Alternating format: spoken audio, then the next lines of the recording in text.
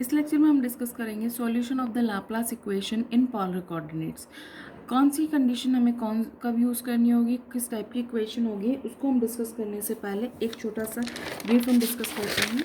इसके अंदर हम बात करते हैं कि जब हमारे पास रेक्टेंगुलर बाउंड्रीज गिवन होगी, दैट मीन्स जब हमारे पास एक्स और वाई या एक्स वाई जेड की फॉर्म में हमें बाउंड्रीज गिवन होगी, तो उस केस में हम लाप्लास की इस इक्वेशन को ऑप्ट करेंगे, that means del two you over del x square plus del two you over del y square is equal to zero in case of two dimensional. और हमारे पास अगर केस थ्री डायमेंशनल का है, that means three boundaries given है, तो उस case में हम del two you over del x square plus del two you over del y square plus del two you over del z square is equal to zero consider करेंगे। Similarly अगर हमारे पास जो बाउंड्रीज गिवन है वो circular form में given हुई, that means r और थीटा की फॉर्म में गिवन हुई, तो उस केस में लाप्लास इक्वेशन हम लिखेंगे del two you over del are square plus one upon r del you over del r plus one upon r square del two you over del theta square is equals to zero. Next हम बात करते हैं, तो उस case में अगर हम बात करते हैं सिलेंड्रिकल बाउंड्री कंडीशंस की, तो सिलेंड्री बाउंड्रिकल कंडीशंस में हमारे पास जो कोऑर्डिनेट्स होते हैं वो होते हैं आर, थीटा और जेड। तो उस केस में हमारी जो इक्वेशन होगी वो होगी del two you over del are square plus one upon r del you over del r plus one upon r square del two you over del theta square plus del two u upon del z square is equals to zero. Okay, सिर्फ spherical अगर boundaries की बात करते हैं, तो उस case में हमारे जो कोऑर्डिनेट्स होते हैं वो होते हैं आर, थीटा और फाई की फॉर्म में। तो उस केस में हमारे पास जो इक्वेशन बनेगी वो बनेगी del two you over del are square plus two upon r del u upon del r plus one upon r square del two you over del theta square plus cot theta upon r square del you over del theta plus one upon r square sine square theta del two you over del phi square is equals to zero. तो अब हम इस case में यहाँ पे बात कर रहे हैं कि हमारे पास जिस तरह के कोऑर्डिनेट एक्सिस गिवन होगी उसी तरह की इक्वेशन को हम ऑप्ट करके सॉल्यूशन निकालेंगे। तो कार्टेशियन कोऑर्डिनेट्स के लिए हम ऑलरेडी सॉल्यूशन डिस्कस कर चुके हैं। इस लेक्चर में हम डिस्कस करेंगे सर्कुलर बाउंड्रीज के लिए, दैट मीन्स जब हमारे पास कोऑर्डिनेट्स क्या गिवन हो, आर, थीटा और फाई की फॉर्म में गिवन हो, तो उस केस में हमारी जो इक्वेशन होगी वो कैसे लिखी जाएगी, del two you over del are square plus one upon r del you over del r plus one upon r square del two you over del theta square is equals to zero. ये हमारे पास condition होगी। इस condition को हम इस form में भी लिख सकते हैं, r square del two you over del are square plus r del you over del r plus del two you over del theta square is equals to zero. We marked is as equation number one. अब यहाँ पे हमारे पास u depend कर रहा है किस पे, r और थीटा पे। सो हम इसको लिख सकते हैं u is equal to r is equal function of r and f is a function of theta. This is our equation number two. अब हम यहाँ से वैल्यू इसमें पुट करेंगे, तो हमारे पास यहाँ पे क्या आ जाएगा, del two you over del are square is equal to R double dash F आएगा, del two you over del theta square is equal to, theta के रेस्पेक्ट में कर रहे हैं तो क्या हो जाएगा, ये R as it is F double dash del you over del R की बात करेंगे, आर के रेस्पेक्ट में कर रहे हैं इसलिए आर डैश इंटू एफ। इन वैल्यूज़ को हम इक्वेशन नंबर वन में पुट करते हैं तो हमें मिलता है R square are double dash F plus इसकी वैल्यू आ जाएगी हमारे पास small R as it is and R dash F plus F double dash are is equals to zero. अब इस इक्वेशन को हम यूज़ करके जब यहाँ से आगे बढ़ते हैं तो हमें वेरिएबल्स को सेपरेट करना होता है। तो हमारे पास बनेगा r square are double dash plus r dash f common out plus F double dash are is equals to zero. तो इस इक्वेशन को हम लिखते हैं इस तरह से, r square are double dash plus r dash is equal to minus of f double dash r, और यहाँ पे आपके पास आ गया कैपिटल ऑफ एफ वाली सारी टर्म्स हम इधर करेंगे, आर वाली सारी टर्म्स को इधर करेंगे, तो हमारे पास कितना आ जाएगा, r square are double dash upon r plus r dash upon r is equals to minus f double dash upon f. ये आ गया इज इक्वल्स टू, हम अब के कंसिडर करते हैं और इसके बाद इसके सॉल्यूशंस को फाइंड आउट करते हैं। तो अब हम फर्स्ट और लास्ट टर्म को साथ लेते हैं, that means r square are double dash upon r plus r r dash upon r is equals to k. तो इस इक्वेशन को हम लिखेंगे किस फॉर्म में, r square are double dash plus r r dash minus of के r is equals to 0। ये are यहाँ से एलसीएम लिया तो इधर आ गया। अगर अब हम इस इक्वेशन को देखें तो ये इक्वेशन हमें रिड्यूसिबल टू द होमोजीनियस की फॉर्म में लाना होगा।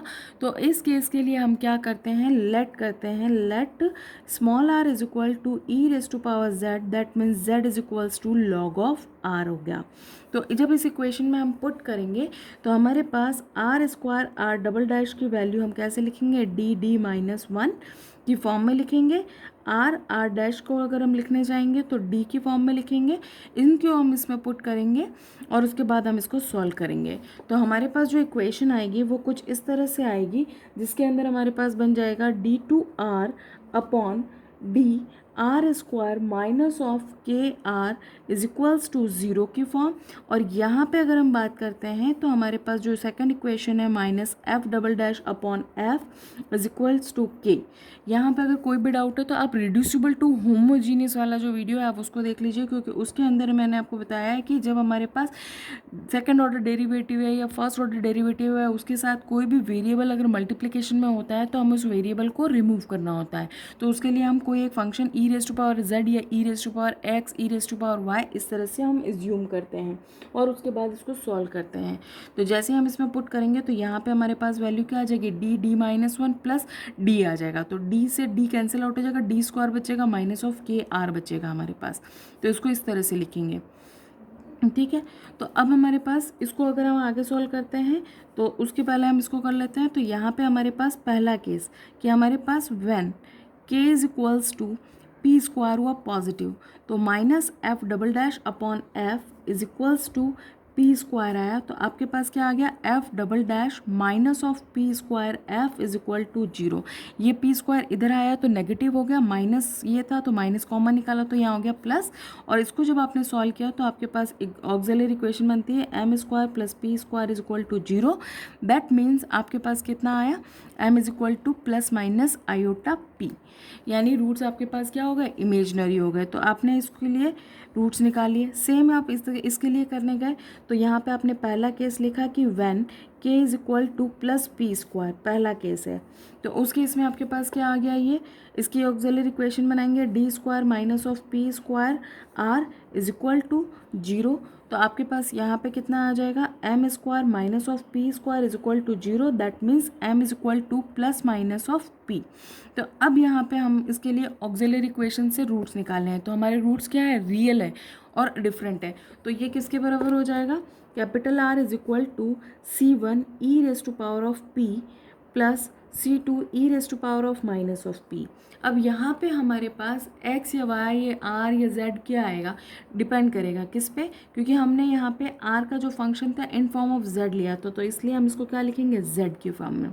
इसी तरह से यहाँ पे हमारे पास क्या आ जाएगा, f is equal to C3 cos p theta plus C4 sin p theta, क्योंकि यहाँ पे f क्या था, थीटा का फंक्शन था। तो ये आ गया हमारे पास। अब हम इसको सॉल्व करेंगे तो हमारे पास जो इक्वेशन आएगी वो किस फॉर्म में आएगी, जो दोनों का मल्टीप्लिकेशन होगा वही हमारा इसका क्या होगा, सॉल्यूशन होगा। तो डी आर कॉमा अगर हम लिखना चाहें स्मॉल आर कॉमा थीटा की फॉर्म में लिख रहे हैं तो इज इक्वल टू, यहाँ पे हमारे पास z की वैल्यू अगर हम क्या पुट करेंगे, लॉग ऑफ r। तो हमारे पास कितना आया, C1 e raise to power of p log of r plus C2 e raise to power minus of p log of r। ये तो हमारे पास पहला हुआ r की वैल्यू, और यहाँ पे कितना आएगा, C3 cos p theta plus C4 sin p theta. ये हमारे पास इसका क्या आ गया, सेकंड। तो इसको हम as a equation number 3 mark कर देते हैं। तो हमारा इक्वेशन नंबर 3 एक सॉल्यूशन तो ये आता है। अब हम बात करते हैं नेक्स्ट सॉल्यूशन की, जब हमारे पास क्या होगा, when k is equal to minus of P square. तो हमारे पास जो इक्वेशन आएगी वो इक्वेशन किस फॉर्म में आएगी हमारे पास, उसको हम पुट करेंगे D square minus of P square, है ना, क्योंकि हमारे पास माइनस की जगह यहाँ पे कितना आ जाएगा, के था माइनस का तो प्लस हो गया, plus p square r is equals to 0 हो जाएगा हमारा। तो अब हमारे पास जो रूट्स आएंगे वो कैसे बनेंगे, auxiliary equation m square plus p square is equal to 0, that means m is equal to plus minus iota p. तो अब यहाँ पे हमारे पास आर इज इक्वल टू कितना आया, C1 cos of p z plus C2 sine p z. अब हमें पता है कि हमारे जेड की वैल्यू जो है वो किसके बराबर है, लॉग ऑफ आर के। तो C1 cos p log r plus C2 sine p log of r, ये आ जाएगा। इसी तरह से हम सेकंड वाले पार्ट की बात करेंगे तो हमारे पास F double dash is equal to minus का था, ये इधर हमने ऑलरेडी नेगेटिव वैल्यू ली, minus of P square F लिखा हमने इसको। तो इसको जब हमने सॉल्व किया तो हमारे पास कितना आया, एफ डबल डैश, ये इधर आ गया तो पॉजिटिव हो गया, p square f is equal to 0, तो माइनस आपने कॉमन निकाल लिया तो नेगेटिव वैल्यू आ गई। तो आपके पास ऑक्सिलरी इक्वेशन बनी m square minus p square is equal to 0, that means आपके पास एम इज इक्वल टू कितना आ गया यहाँ पे प्लस माइनस पी। तो आपके पास एफ इज इक्वल टू कितना हो गया, C3 e raise to power p theta plus C4 e raise to power minus of p theta. तो अब इससे जब सॉल्यूशन बनाएंगे आप तो यू आर कॉमा थीटा आपके पास किस फॉर्म में बनेगा, C1 of cos p log of r plus C2 sine p log of r, ये तो हो गया हमारे पास आर की वैल्यू कैपिटल आर की। अब कैपिटल एफ की वैल्यू हम पुट करेंगे तो C3 e raise to power of p theta plus C4 e raise to power minus of p theta, ये। तो अब इसके अकॉर्डिंग अगर हम बात करते हैं तो ये हमारे पास as a equation number 4 mark होगा। Last case when k is equals to 0, तो उस केस में हमारे पास कितना आ जाएगा, D square r is equal to 0 आ जाएगा, और सेकंड केस हमारा हो जाएगा D square f is equal to 0, that means यहाँ पे हमारे पास आर इज इक्वल टू कितना आ जाएगा, C1 जेड प्लस C2, और यहाँ पे हमारे पास कितना आ जाएगा, f is equal to C3 theta plus C4। यहाँ पे हम z इसलिए लिख रहे हैं क्योंकि हमने स्मॉल r को कंसिडर किया था e raise to power z का फंक्शन, इसीलिए। तो यहाँ पे r is equal to C1 log of r plus C2, और यहाँ पे f इज इक्वल टू आपका एज इट इज़ रहा C3 थीटा प्लस C4। ये हम लिख रहे हैं बार बार, z is equal to log of r हम लिख रहे हैं, क्यों लिख रहे हैं, क्योंकि हमने कंसिडर क्या किया था, small r is equal to e raise to power z, ये। तो यहाँ पे हमारे पास क्या आ गया solution, u is equal to C1 log of r plus C2 multiplied by C3 theta plus C4, marked it as a equation number 5। अब हमारे पास ये 3 इक्वेशंस आ गई हैं, इक्वेशन नंबर 3, इक्वेशन नंबर 4 और इक्वेशन नंबर 5। अब हम इन तीनों इक्वेशंस को देखते हैं। तो अब इन तीनों इक्वेशंस में से हमारे पास जो कंडीशन सबसे पहले फिट बैठती है इसके अंदर वो क्या है, क्योंकि यहाँ पे कंडीशंस जो गिवन होगी उन कंडीशंस के अकॉर्डिंग हम डिसाइड करेंगे ये कौन सा हमारा जो सॉल्यूशन है वो इसकी प्रॉब्लम की फिजिकल नेचर के साथ कंसिस्टेंट है, तो उसी के अकॉर्डिंग हम इसका सॉल्यूशन चूज़ करेंगे इक्वेशन 3, 4 और 5 से। ओके, अब इस पर हम बस एक न्यूमेरिकल डिस्कस कर लेते हैं और उसके बाद हम उसको सॉल्व करते हैं, तो इससे हमारा ये चैप्टर कंप्लीट हो जाएगा। तो अब हम एक न्यूमेरिकल डिस्कस करने वाले हैं। हमारा न्यूमेरिकल है the diameter of a semi circular plate of the radius a is kept at the 0 degree centigrade and the temperature at the semi circular boundaries is T degree centigrade. Show that the steady state temperature in the plate is given by this. हमें यानी ये function निकालना है, temperature function, इसको कैसे define करेंगे। तो सबसे पहले हम बात कर रहे हैं, हमारे पास एक सेमी सर्कल है इस तरह से कुछ, इस सेमी सर्कल के हमारे पास स्टेडी स्टेट कंडीशन की बात हो रही है। यानी यहाँ पे जो इसका इनिशियल टेम्परेचर पॉइंट है, यानी ये तो हो गया 0 यहाँ पे, यहाँ से यहाँ तक की रेडियस अगर हमारी r हो गई, यहाँ पे इनिशियल टेम्परेचर जो है हमारा वो क्या है 0 डिग्री, और यहाँ पे भी हमारा इसका क्या है टेम्परेचर क्या है 0 डिग्री। यहाँ किसी एक रेडियस r की अगर हम बात कर रहे हैं, जब r is equal to a हो, तो उस केस में यहाँ पे क्या है टेम्परेचर t डिग्री सेंटीग्रेड है, यानी इस बाउंड्री पर। तो उस केस में हमें इसको सॉल्व करना है इस फंक्शन के लिए। तो हमारे पास सेमी सर्कुलर प्लेट की बात हो रही है, दैट मीन्स लाप्लास इक्वेशन क्या होगी,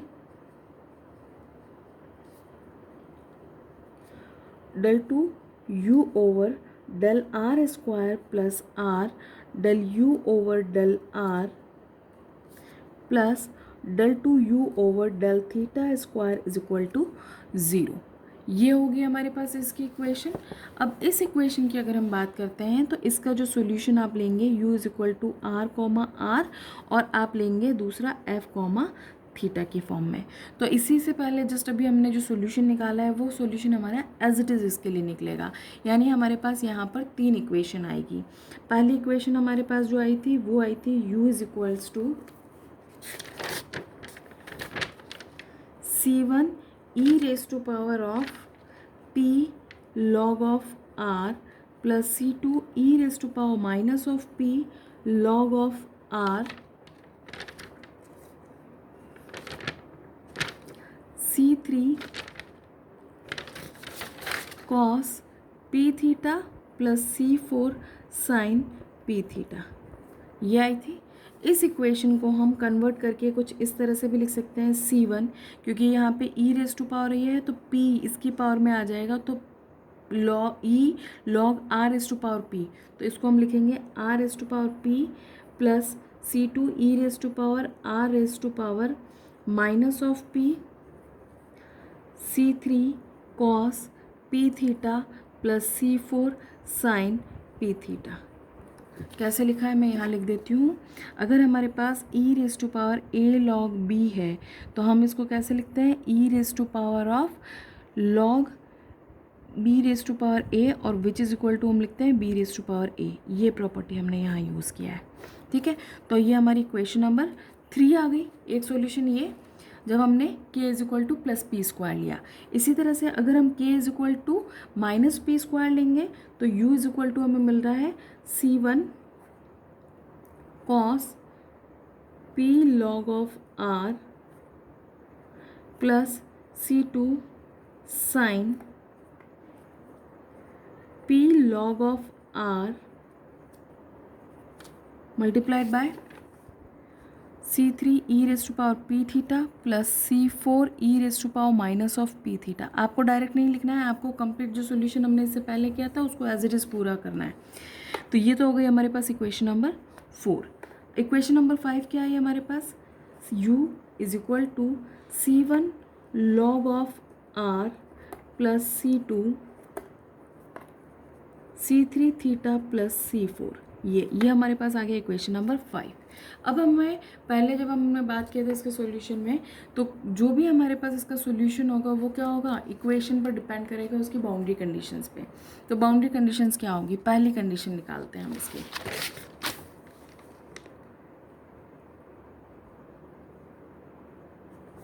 बाउंड्री कंडीशन, ठीक है, u की वैल्यू। बाउंड्री कंडीशन आपकी जो इसमें बन रही है वो क्या बन रही है, पहली यहाँ पे देखें तो हमारे पास यहाँ पे टेम्परेचर क्या है 0, तो इस केस में यहाँ पे टेम्परेचर डिस्ट्रीब्यूशन फंक्शन भी क्या हो गया 0। यहाँ पे हमारे पास क्या है पाई है ना, तो पाई पे भी यहाँ पे वैल्यू क्या हो गई 0। तो इसको हम कैसे लिख रहे हैं, u r कॉमा 0 डिग्री पे, यानी जब एंगल 0 डिग्री था तो ये डिस्ट्रीब्यूशन फंक्शन क्या हो गया 0। इसी तरह से u r कॉमा पाई, यानी जब हमारे पास क्या था, इस पे भी टेम्परेचर 0 डिग्री था, theta is equal to 0 degree पे हमारे पास t इज इक्वल टू कितना था 0, यानी हम क्या लें u इज इक्वल टू 0 तो बेटर रहेगा। इसी तरह से यहाँ पे theta is equal to pi पे हमारे पास u इज इक्वल टू कितना हो गया 0, तो इसको हमने लिखा u r comma pi is equal to 0। इसी तरह से हमारे पास थर्ड कंडीशन थी u, यानी जब हमारे पास सर्कुलर ऐसा था तो ये था क्वेश्चन में कि इसकी जो सर्कुलर एजेस हैं इस पर अगर हम बात करें तो यहाँ पे r रेडियस के लिए यहाँ पे कितना था t था, तो r is equal to a है, रेडियस r कितनी है a डिफाइन है, तो यहाँ पे a कॉमा आपके पास कितना आ गया थीटा इज इक्वल टू कितना हो गया t हो गया। तो इससे ये समझ में आता है कि अगर हमारी रेडियस जीरो होगी यानी r टेंड टू अगर हमारा जीरो होगा तो उस केस में u टेंड्स टू भी क्या हो जाएगा जीरो, या हम ये कह लें कि हमारा जो टेम्परेचर डिस्ट्रीब्यूशन फंक्शन है वो जीरो होगा, कब होगा जब हमारा r टेंड टू जीरो की फॉर्म में होगा। तो अब इन चारों कंडीशंस को हम इन तीन इक्वेशंस में अप्लाई करके और वैल्यूज़ को फाइंड आउट करते हैं कौन सी कंडीशन हमारी इसको सेटिस्फाई करती है। तो अगर हम बात करते हैं हमारे पास इन तीनों कंडीशंस की, तो तीनों में से जो हम लास्ट कंडीशन की बात कर रहे हैं यानी u tends to zero as r tends to zero की, यानी जब हमारे पास ये इक्वेशन किसके लिए सेटिस्फाई हो रही है, तो जब हम यहाँ बात करते हैं फिफ्थ इक्वेशन में, यहाँ पे अगर हम r टेंड टू जीरो करें तब हमारे पास जो इक्वेशन बचेगा यानी log ज़ीरो की वैल्यू ज़ीरो हो जाती है, तो यहाँ पे हमारे पास कितना हो जाएगा c2 c3 theta plus c4 is equal to zero आएगा, यानी अगर हम बात करें तो टेंस टू ज़ीरो नहीं हो रहा, तो ये कंडीशन इसको सेटिस्फाई नहीं कर रही इस बाउंड्री कंडीशन को। इसी तरह से मैं इसकी बात करूँ तो इस इक्वेशन जब r equal to zero put किया तो मेरे पास यहाँ पे u की वैल्यू ज़ीरो नहीं होती है, दैट मीन्स ये भी इसको सेटिस्फाई नहीं करता है।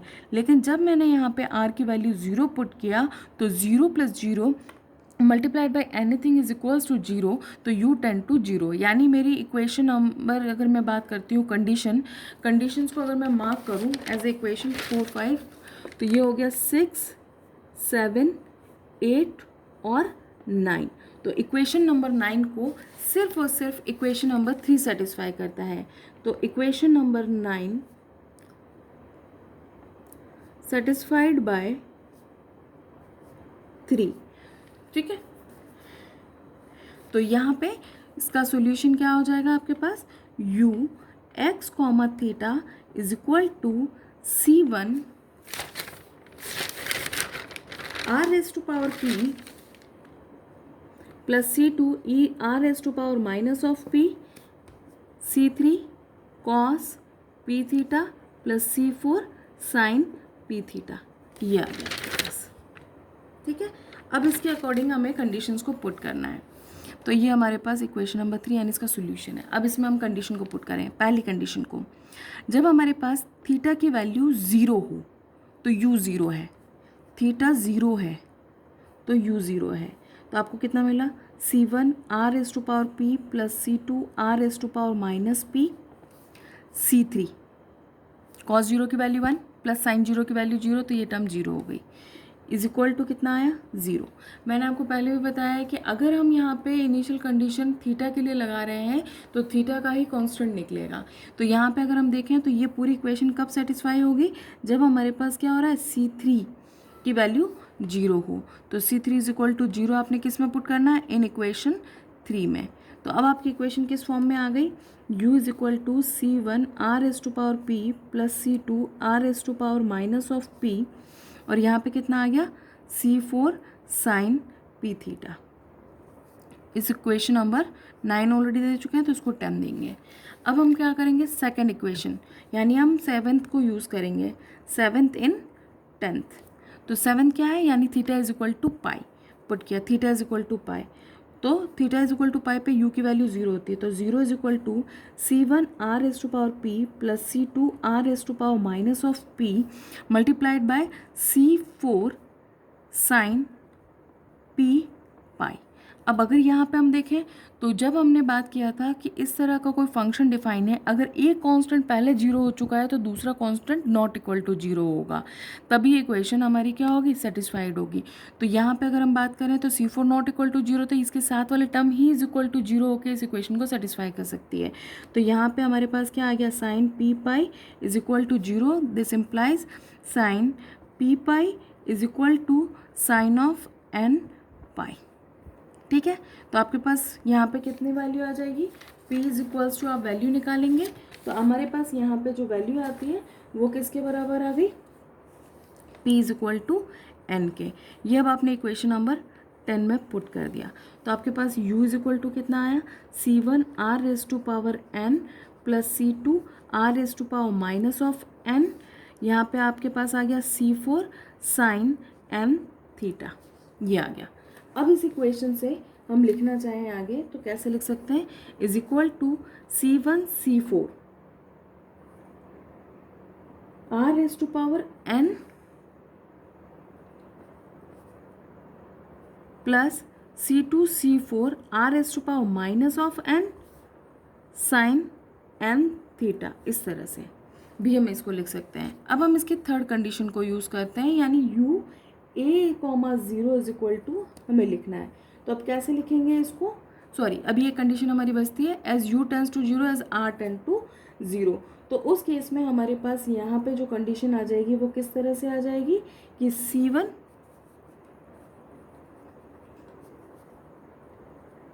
तो हमारा u इज इक्वल टू कितना आया, c1 c4 r raise to power n sine of n theta, ये आ गया हमारे पास।